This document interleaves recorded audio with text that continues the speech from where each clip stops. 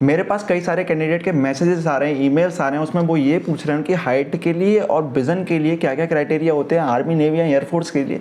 यानी कई सारी प्रॉब्लम उनको अभी भी हो रही है, चाहे एनडीए के एग्जाम के लिए 2 महीने का टाइम रह गया है और अभी भी उनके लिए कई सारे डाउट हैं। तो यहाँ पर एनडीए को लेकर इसके अलावा भी कई सारे मिसकंसेप्शन है, तो मैं एक ही वीडियो के अंदर कैसे कई सारे मिसकंसेप्शन को तोड़ने जा रहा हूँ ताकि आपको पता चल जाए कि एनडीए की सच्चाई क्या है। क्योंकि कई सारी मिस इन्फॉर्मेशन है, जो डाउट हैं वो आपके दिमाग में अभी भी हैं और आगे भी अगर रहेंगे, तो प्रिपरेशन के साथ साथ अगर डाउट रहते हैं तो कहीं ना कहीं ऐसा लगता है कि शायद हम एलिजिबल नहीं है या एलिजिबल होने के बाद भी हम लोग प्रिपरेशन अच्छी नहीं करते हैं। और कई बार ये होता है कि प्रिपरेशन में काफ़ी टाइम दे देते हैं और पता चलता है बाद में कि एलिजिबल तो थे ही नहीं मेडिकल रीजन की वजह से। तो आपको ये समझना होगा। इसके अलावा भी कई सारे डाउट हैं। यहाँ पर चलिए शुरुआत करते हैं। मेरा नाम अमन कुमार और आपका स्वागत है हमारे YouTube channel apex study hub में। तो एनडीए के ऐसे कौन से मिसकंसेप्शन है जिन्हें आपको अभी तोड़ना जरूरी है। तो सबसे पहला आपका हो जाता है वो है सेक्शनल कट ऑफ का। यानी एनडीए के जब आप रिटन एग्जाम दे रहे हो तो रिटन एग्जाम में आपके 2 पेपर होते हैं, एक मैथ का और एक जीएटी का। दोनों की जो सेक्शनल कट ऑफ होती है अलग अलग होती है। पर मिसकंसेप्शन ये है कि आपको ये लगता है कि सब्जेक्ट वाइज आपको कट ऑफ पार करनी होती है, यानी मैथ्स में अलग, इंग्लिश में अलग, साइंस में अलग, सोशल स्टडीज़ में अलग। ऐसा नहीं होता। और ज़्यादातर ये वाला जो कंसेप्शन है ना, वो जो ऑफलाइन स्टडी कर रहे हैं जहाँ पर कई सारी एकेडमीज है, बहुत बड़ी बड़ी एकेडमीज है, वहाँ पर ये बहुत ज़्यादा है। उन्होंने पुरानी तरीके से बना रखा है, नया नया कुछ करा नहीं है, उन्होंने कभी ऑफिशियल नोटिफिकेशन भी नहीं पढ़ी है। तो उसके हिसाब से अगर देखें तो आपको सेक्शनल क्वालिफाई करना होता है। यानी 2 पेपर हैं आपके मैथ के और जीएटी, दोनों में आपको 25% लाकर क्वालिफाई करना होता है। क्योंकि 25% अभी चल रहा है, आप 30% मान सकते हैं, 35% मान सकते हैं, लेकिन आपको पास करना है सिर्फ मैथ में और जीएटी को ओवरऑल मिलाकर। सब्जेक्ट वाइज नहीं करना है, नहीं करना है, नहीं करना है, ध्यान रखना है, ठीक है। अब अगला देखो तो यहाँ पर निकलता है नंबर ऑफ वैकेंसीज का। कई बार जो रिजल्ट आता है फाइनल रिजल्ट, उसके अंदर नंबर ऑफ वैकेंसीज जो होती हैं उससे या तो कम स्टूडेंट होते हैं या उससे ज़्यादा कैंडिडेट जो होते हैं वो पास होते हैं।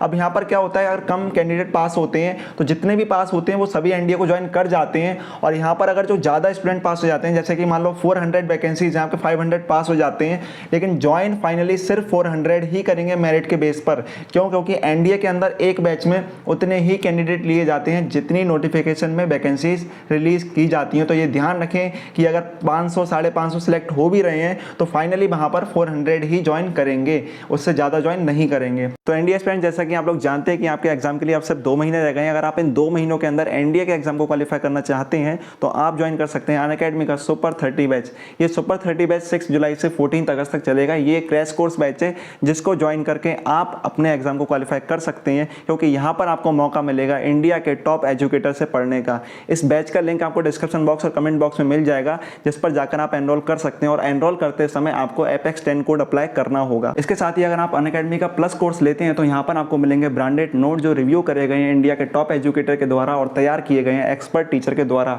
इन नोट्स का एक्सेस आपको कहीं भी और कभी भी मिल जाएगा। और साथ में अगर आप इसको आइकॉनिक सब्सक्रिप्शन में चेंज कर देते हैं तो यहाँ पर आपको ये नोट्स आपके डोर स्टेप पर डिलीवर किए जाएंगे, यानी आपको हार्ड फॉर्म में ये नोट्स मिल जाएंगे।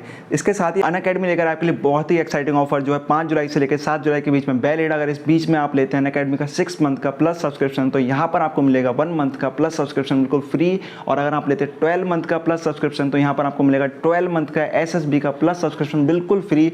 और अगर आप लेते हैं 24 मंथ्स का प्लस सब्सक्रिप्शन तो यहाँ पर आपको 4 मंथ का प्लस सब्सक्रिप्शन बिल्कुल फ्री मिलेगा। तो इस ऑफर को आपको जल्दी से इसको एनरोल कर लें, क्योंकि 5 जुलाई से लेकर 7 जुलाई के बीच तक वैलिड है।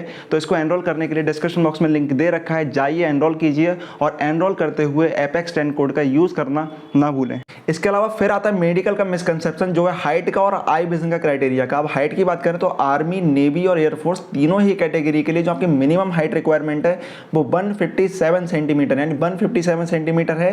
तो आप तीनों ही फोर्सेस के लिए एलिजिबल हैं हाइट के बेस पर। फ्लाइंग ब्रांच की बात करी जाए तो वहां पर आपकी हाइट 162.5 सेंटीमीटर होनी चाहिए, यानी फ्लाइंग ब्रांच में आपकी हाइट ज़्यादा चाहिए होती है कंपेयर टू बाकी आर्मी, नेवी और एयरफोर्स के बाकी जो कैटेगरीज है उसमें। यहाँ पर अगर हम बात करें एयरफोर्स के अंदर ही अगर हम ग्राउंड ड्यूटी में जाते हैं तो 157 सेंटीमीटर आपकी हाइट होनी चाहिए मिनिमम।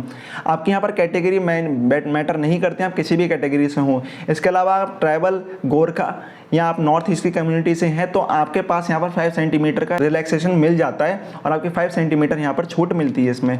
इसके बाद करें अगर हम आई विजन के क्राइटेरिया के तो आर्मी, नेवी और एयरफोर्स तीनों के लिए अलग अलग होता है। अब सबसे पहले आर्मी की बात करते हो, यहाँ पर देखते हैं तो एनडीए की बात कर रहा हूँ। आपके पास ये ऑफिशियल नोटिफिकेशन आ रही है सामने, इसको स्क्रीनशॉट लेकर रख लें, चाहे आप प्रूफ के साथ है, कोई भी मैं अपने पास से नहीं बता रहा हूँ। ये जो यूपीएससी है उसकी खुद की नोटिफिकेशन के अंदर है। तो यहाँ पर अगर हम देखें तो आर्मी के लिए 6/36 और 6/36 अगर आपकी अनकरेक्टेड विजन है तो चलेगा, पर वो करेक्ट होकर आपका 6/6 और 6/6 हो जाना चाहिए। यानी करेक्टेड विजन आपका कितना होना चाहिए, 6/6 और 6/6, अनकरेक्टेड आपका 6/36 चलेगा। तो ये ध्यान रखना है आर्मी के लिए।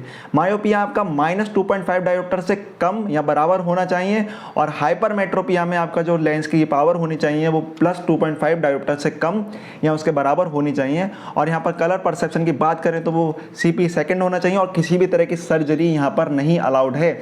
सर्जरी का ध्यान रखें, किसी भी तरह का सर्जरी या ऑपरेशन यहाँ पर अलाउड नहीं होता है। इसके बाद बात करते हैं नेवी की। तो नेवी में आपका आई विजन क्या होता है वो देखते हैं। तो अनकरेक्टेड आपका होना चाहिए 6/6 और 6/9, यानी 6/6 से लेकर आपका 6/9 तक है तो चलेगा, कोई प्रॉब्लम नहीं है। एनडीए में NA दोनों के लिए, ठीक है, नेवी और NA दोनों के लिए आपका 6/6 से 6/9 है अनकरेक्टेड, तो वो चलेगा। बस करेक्ट होने के बाद वो 6/6 और 6/6 हो जाना चाहिए। लिमिट ऑफ मायोपिया की बात करें तो आपकी -0.75 डायोप्टर होनी चाहिए, और हाइपरमेट्रोपिया की बात करें तो +1.5 होनी चाहिए। अगर आपके पास एस्टिग्मेटिज्म है आपकी आंखों में तो वो होना चाहिए ±0.75 सेंटीमीटर। देखो यार, सारी की सारी ये ऑफिशियल नोटिफिकेशन की डिटेल है, तो यहाँ पर आपकी कोई गड़बड़ वैसी नहीं रहती है। आप अगर इस क्राइटेरिया को पूरा करते हैं तो आप एलिजिबल हैं, इसके बाद टेंशन नहीं लेनी है आपको बिल्कुल भी।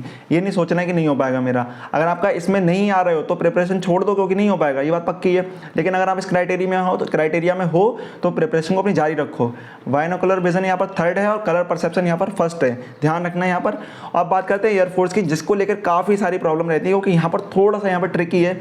ऐसा है कि यहाँ पर आपकी जो फ्लाइंग ब्रांच है उसका अलग होता है, और आपकी जो यहाँ पर ग्राउंड ड्यूटी है उसका अलग होता है। फ्लाइंग ब्रांच की बात करें तो यहाँ पर अगर आपकी एक आंख का जो विजन है वो 6/6 है और दूसरी का 6/9 है तो चलेगा। दोनों का 6/9 होगा तो नहीं चलेगा, दोनों का 6/6 होगा तो चलेगा ही, लेकिन अगर दोनों का 6/9 होगा तब नहीं चलेगा। एक का 6/9 है, दूसरी का 6/6 है, तब यहाँ पर परमिसिबल है अनकरेक्टेड, पर करेक्ट होकर वो 6/6 हो जाना चाहिए। अब बात करते हैं जो आपकी ग्राउंड ड्यूटी है, तो उसमें आपका 6/36 और 6/36 होगा, चलेगा अनकरेक्टेड, और करेक्ट होने के बाद वो 6/6 हो जाना चाहिए। तो यहाँ पर आप अगर इस क्राइटेरिया को पूरा करते हैं तो आप अपनी चीज़ों को सही कर लेंगे, और यहाँ पर अपनी प्रिपरेशन में लगे रहें, क्योंकि आपको ये सारी चीज़ समझ में आ गई ना।